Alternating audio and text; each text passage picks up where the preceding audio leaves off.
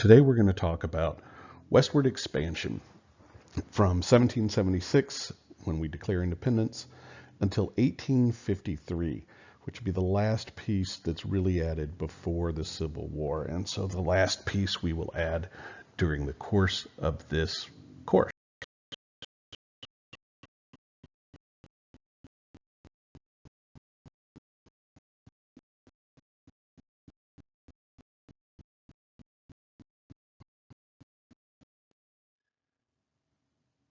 In 1845, a journalist named John O'Sullivan will write that it is our manifest destiny is to overspread the continent allotted by Providence for the free development of our yearly multiplying millions.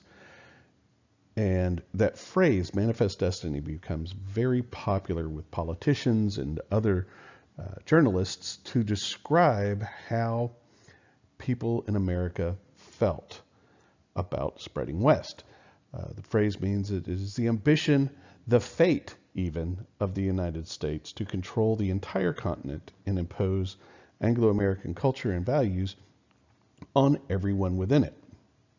Manifest is a word which means, in this instance, obvious or apparent. Destiny, of course, is fate. So it is what is the obvious fate of the United States. The obvious fate of the United States is to dominate this continent that we are upon.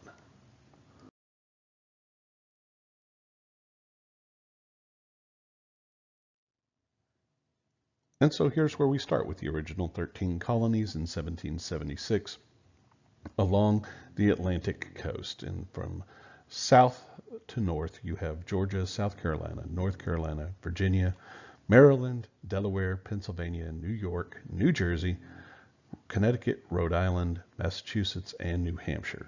Maine, of course, was not a separate state yet.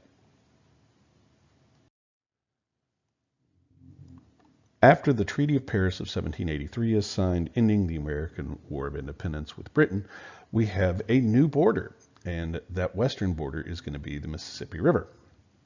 To the north is British Canada, to the south is Spanish Florida, and to the east, of course, is the Atlantic Ocean. So that's our new boundaries when we really are officially a separate and independent nation. That's the next big step. 20 years later, another huge step is the Louisiana Purchase, which basically doubles the size of the United States. In 1803, when Thomas Jefferson bought it from France, Napoleon over there in France, hopefully you remember that from a little bit earlier in the class, for an insanely low price, rock bottom prices for a whole lot of territory. And so then we extend the western border to the Rocky Mountains, and because of the following explorations, we lay claim to the area known as the Oregon Country. Next up is the Adams-Onis Treaty from 1819, which is going to give to the United States the area of Florida and the coastal stretches of Alabama and Mississippi. So that's going to be the bottom piece there of the Gulf Coast to the southeast. And this is going to also establish a new border for the Louisiana Purchase. We make sure that both Spain and the United States agrees on precisely where the border is. All right, the next big step is going to be one that is near and dear to most of our hearts here, the annexation of Texas. Now, my family arrived in Texas not long after the Revolution, so we've been here for a very long time. And so we're very proud of our Texas heritage. But Texas did not immediately join the Union. Most of you will have taken Texas history way back in 7th grade. So you may not remember all of this. We'll do a quick review. Texas was colonized originally by the Spanish. The first Europeans there were Spanish. Their descendants become known as the Tejanos. And at first it was missions and then a few forts to protect those missions from unfriendly Indians, and then villages sprang up to serve the forts and the missions, and so on. And so you start to get towns like Nacogdoches and San Antonio. spread out across Texas. And the descendants still lived there, and they were known as the Tejanos. Then, in 1821, a man by the name of Stephen F. Austin is going to get permission from the Mexican government to bring American settlers to a land grant in Texas. And that land grant had been problematic because the original grant had been given actually to his father, Moses Austin, by the Spanish government a few years earlier. But then Moses got sick, and he made Stephen, his son, promise to fulfill his dream of bringing Americans into Texas. And so Stephen said, "Sure, Dad, I will." But in the meantime, Mexico gains its independence from Spain. And now the official documents that cost so much money and so much trouble, so much time and effort to get, that is the Spanish land grants, are now worthless because Spain no longer controls Texas, Mexico does.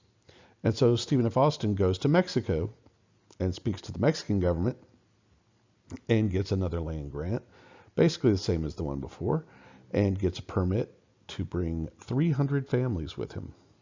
And the first 300 that come in to settle on the Austin land grant here in Texas are known as the Old 300. Okay? The Old 300 start a rush to Texas by thousands and thousands of more settlers. And by 1830, in less than a decade, the American settlers, the Anglo-Americans, will outnumber the Tejanos, the Spanish-descended natives of Texas, by 6-1. So that's a huge, huge shift. And that starts to make the Mexicans nervous. Mexico is getting scared of the number of Americans in Texas. There's so many of them, and so many of them want to really be annexed to the United States. They want to become part of the United States again and live under those laws and rules. And they are not loyal to Mexico. And they're pouring in, and it's just a little old river between Mexico and the United States.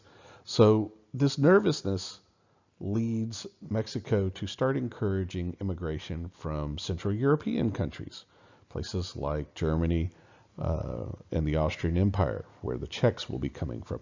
And so we get a whole lot of Germans and Czechs settling here in Texas because they were encouraged to do so. How did they encourage them? They gave them land, is basically what they did. They just gave away land. Agreed to sacrifice taxes for a few years so you could get your feet under you, get your crops started, and then begin taxing you after, a decade or so. And so Mexico starts to increase immigration from those areas, which is why we have towns like Fredericksburg, which is a German town basically, or West, which is full of Czechs. So they start cracking down on the Texans. They forbid any more Anglo immigrants. They say, nope, you can't have any more. They start to charge taxes that they had not charged. They begin to discuss getting rid of Texas's exemption to the slavery laws. And they send in troops to help enforce the laws that they have. Now, Texans had been used to a bit of salutary neglect up there. And when the Mexican government sends in soldiers to enforce their laws, they resent it, just like Americans had during the American Revolution. And so there's some parallels here. Texans resisted those changes, and it started with confrontations in the town of Anahuac and the city of Gonzales. Well, it wasn't a city, it was a town back then, but the towns of Anahuac and Gonzales. And in Anahuac, the Mexican government arrested a couple of smugglers and put them in a jail cell awaiting trial. And a mob showed up and forced the couple of soldiers that were on guard duty there to release the prisoner, and he took off, and that was one of the first acts of violent resistance.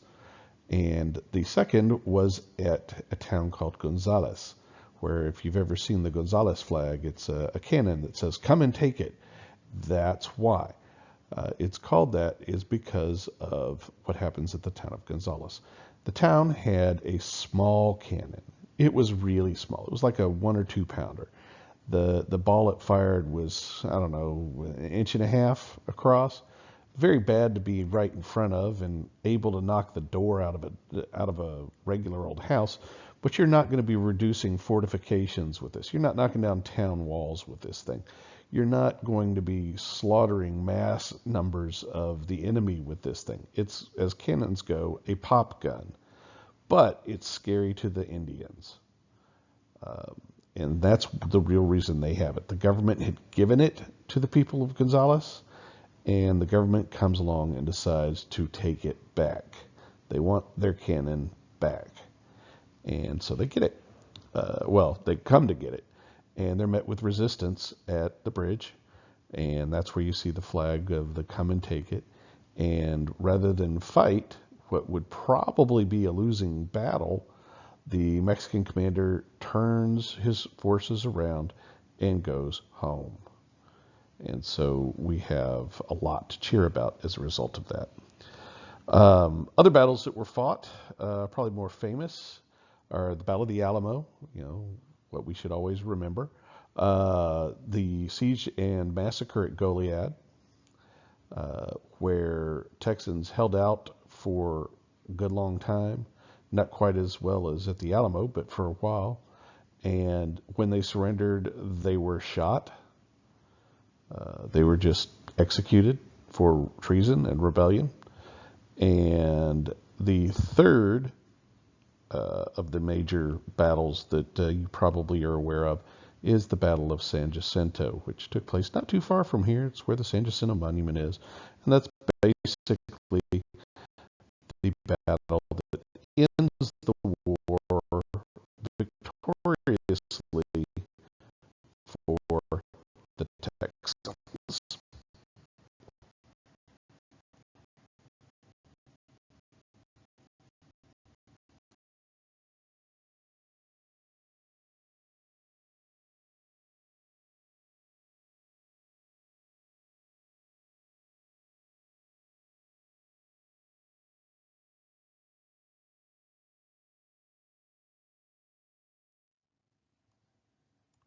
And so we create a republic. Unfortunately for Texas, Stephen F. Austin has died. He got sick and he died. We declare independence on March 2nd, 1836. On April 21st of 1836, Santa Anna will sign a treaty known as the Treaties of Velasco, granting Texas their independence.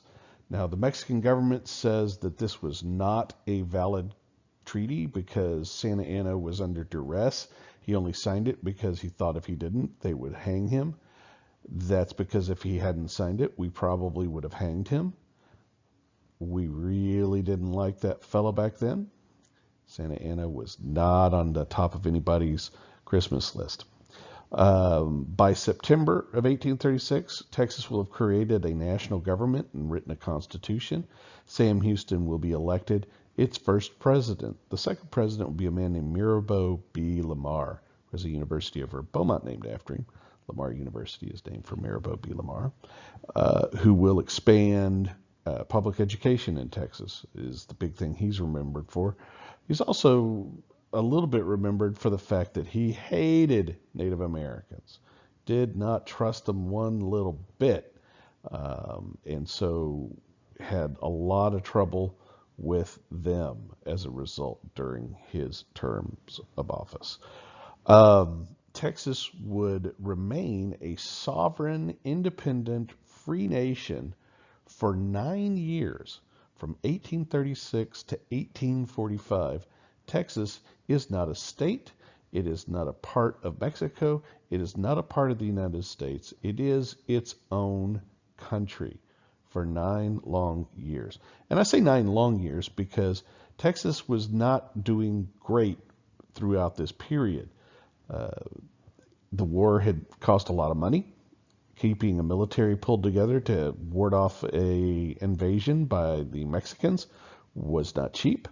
Keeping a navy, we had a very small navy, was not cheap. And so we had gone deeply, deeply, deeply into debt. That's going to be a major issue for us getting annexed because no one had given up. Well, a few people had given up. Most people had not given up on the dream of eventually getting Texas annexed to the United States.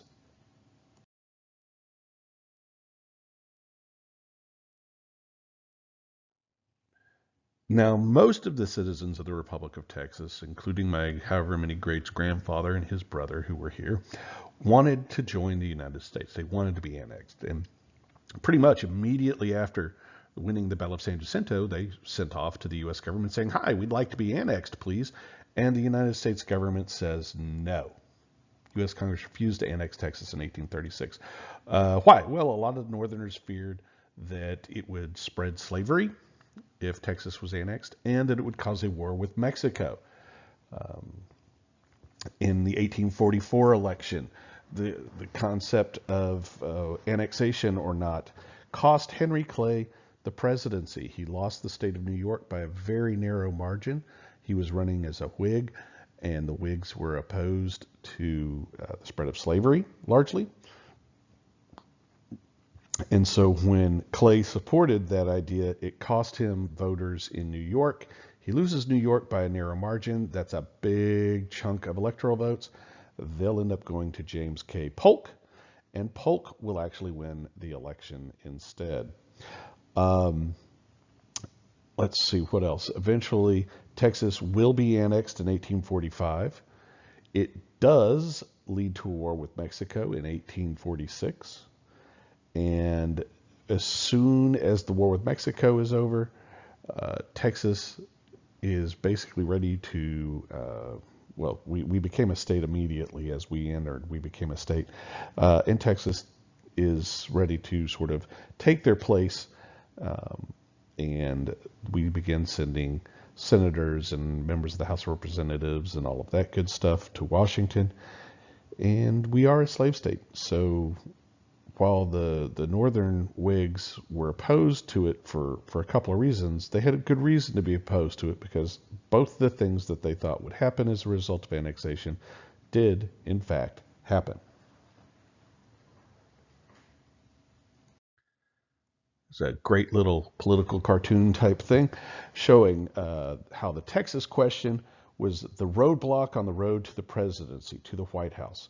Candidates had to figure out how to get past the Texas question in the election of 1844. And the Liberty Party, which was anti-slavery, opposed annexation and was made up of a lot of northern Whigs.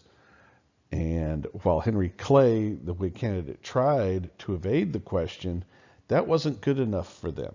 They needed an answer, yes or no. And when he said yes, they said bye and went off and voted elsewhere.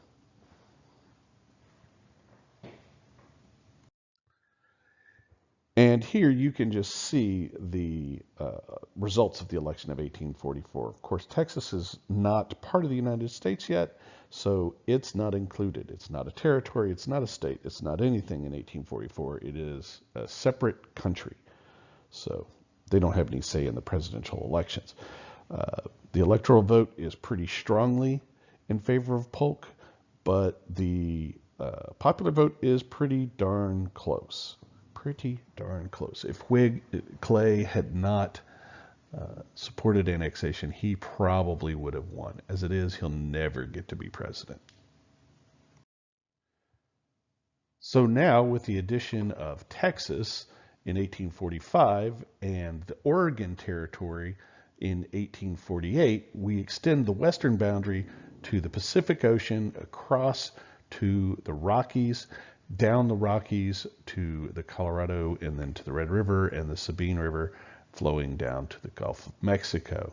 The United States will claim that the southern border with Mexico is actually along the Rio Grande. The country, Mexico's government says, no, it's on the Nueces. It's not on the Rio Grande. And we're going to fight over that. Speaking of Oregon, let's talk for just a second about the Oregon Trail. Many of you probably played a video game version of this when you were younger. I certainly did. Both my sons did.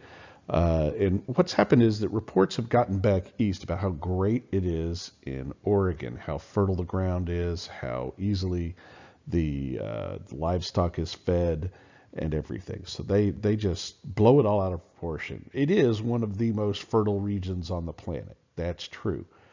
But it's nothing like, what some of these letters make it sound like, where, the pigs are running around with knives and forks already in their backs, and such. So anyway, it's a very long, very harsh journey. It's about 2,000 miles, takes about 6 months, and you have to cross two mountain ranges to get from the eastern part of the United States across to the Oregon Territory. And thousands of people don't make it. They perish along the way. But tens of thousands do. And so when they get there, of course, they start setting up towns like the ones they had left and staking out land and plowing it up and all of that sort of thing. And they begin to settle.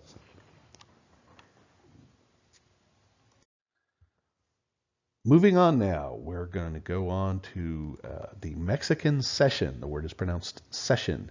Has to do with seeding, C-E-D-E, seed, C-E-D-I-N-G, giving away territory.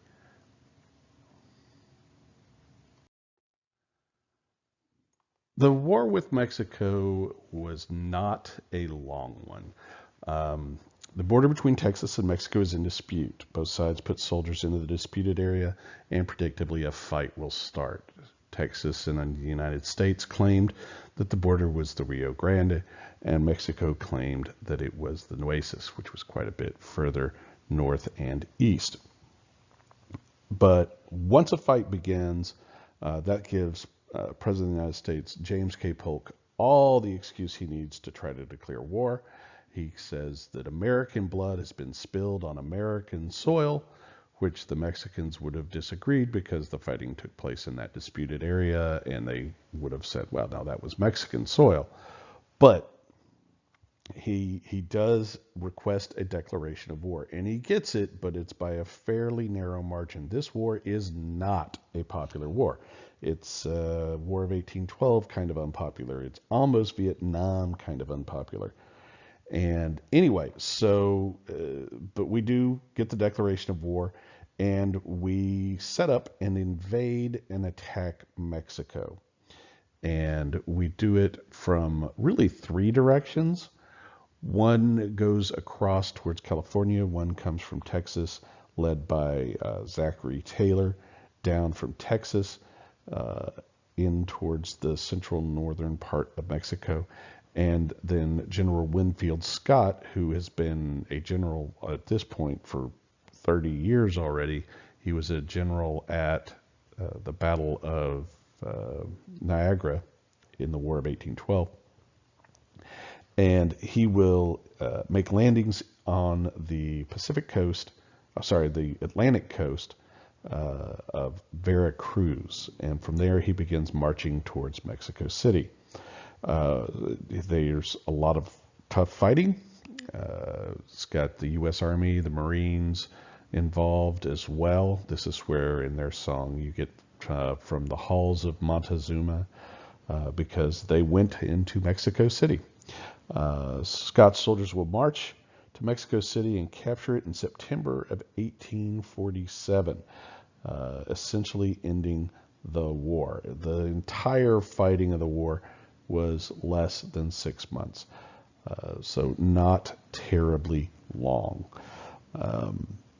And that's good news in that it means less loss of life. But Mexico is essentially just beaten like a drum.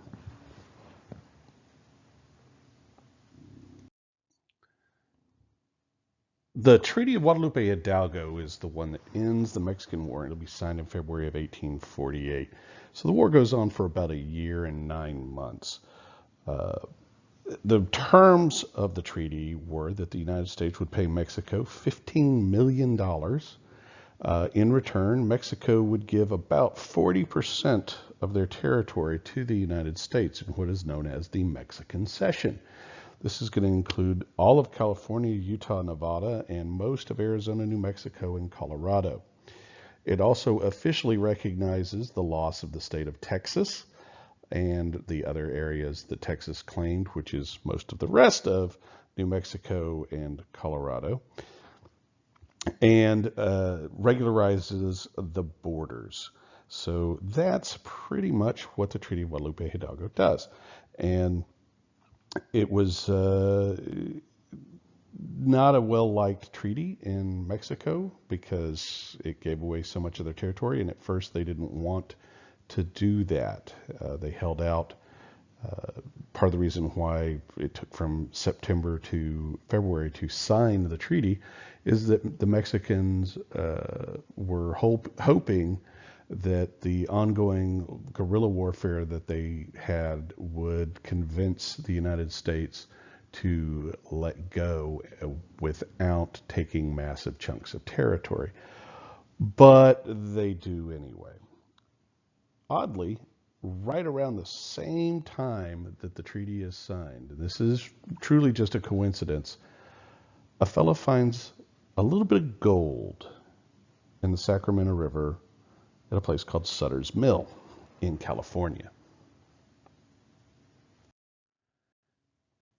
And here we are with that Mexican Cession being shown on the map. It's the dark yellow section over in the area where California and Utah and New Mexico and Nevada and all that is.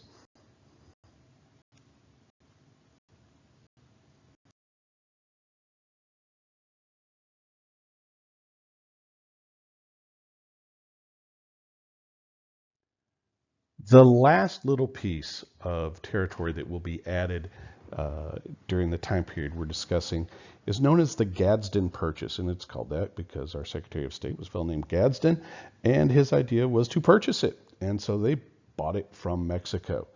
And the reason for buying it was they intended to build a railroad through it.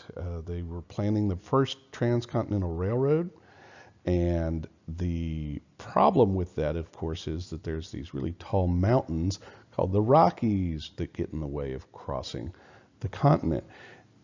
In this southern part, the Rockies happen to be narrower and lower than further north, and so they believed that it would be a better route for the railroad to pass through. So that's why they purchased it. This is going to complete America's land acquisition, fulfilling the continental United States as it stands today. So of the contiguous 48 or the lower 48 states, those borders have been set since 1853. So I'll call it 167 years at this point or so. I briefly mentioned before how difficult it was to move out to the west on long trails like the Oregon Trail, on which hundreds of people died. A fairly significant portion of the people that left never made it to their destinations. So if it's so difficult and then difficult to live out there, why would people do it? Why would people move out to the west? Well, there are four major reasons. The first, and by far most important reason most settlers went west, was land. Land speculators went out to purchase lots of land at very cheap prices from the government with the expectation that they would eventually be able to sell that back at a profit. Farmers, especially those from the South, hoped to be able to buy their own land. All the good land in the East has been taken and has been for a long time. Much of it is getting worn out from things like over-cultivation of cotton, for example, which took the nutrients out of the soil. So they were looking for new, better, more enriched soil in which to continue to grow their cotton. The men who didn't want to rent their farms or work on someone else's land wanted to move west. Southern plantation owners needed land to expand their cotton plantations for the same reason that the yeoman farmers are looking out west. The land is getting used up. Also, they were in favor of expanding slavery into new states. They're going to be concerned about the balance of slave versus free states in the Senate. That's a big deal. After 1848, 1849, the gold rush begins. And so lots of men and women went to the western United States looking for gold as part of the California gold rush, looking to get rich quickly. Most of them never did.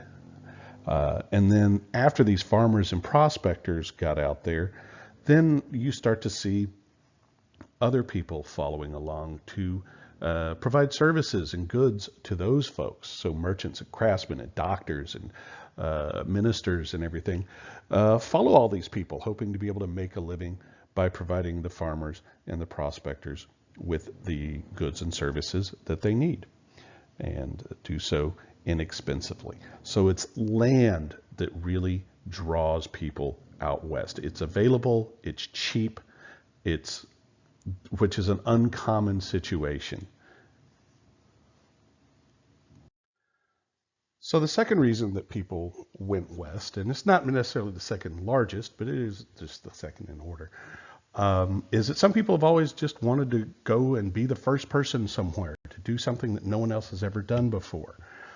Some people just want to leave civilization behind and get away from everything. Explorers went west to find new trails, see new things.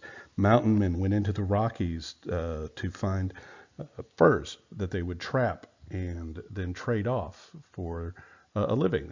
That's how they made a living.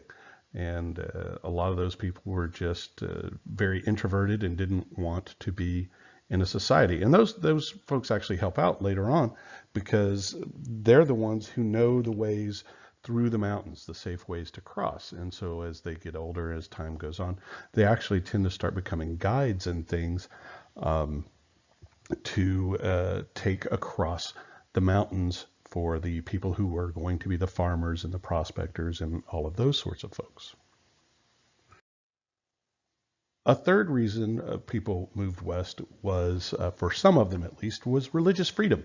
Because while the United States was tolerant of many religions in the early 1800s, the Church of Latter-day Saints, better known as the Mormons, was not really welcome in the Americas. They were different and odd, and so they were driven out of several places before they were made the decision to move out west to Utah.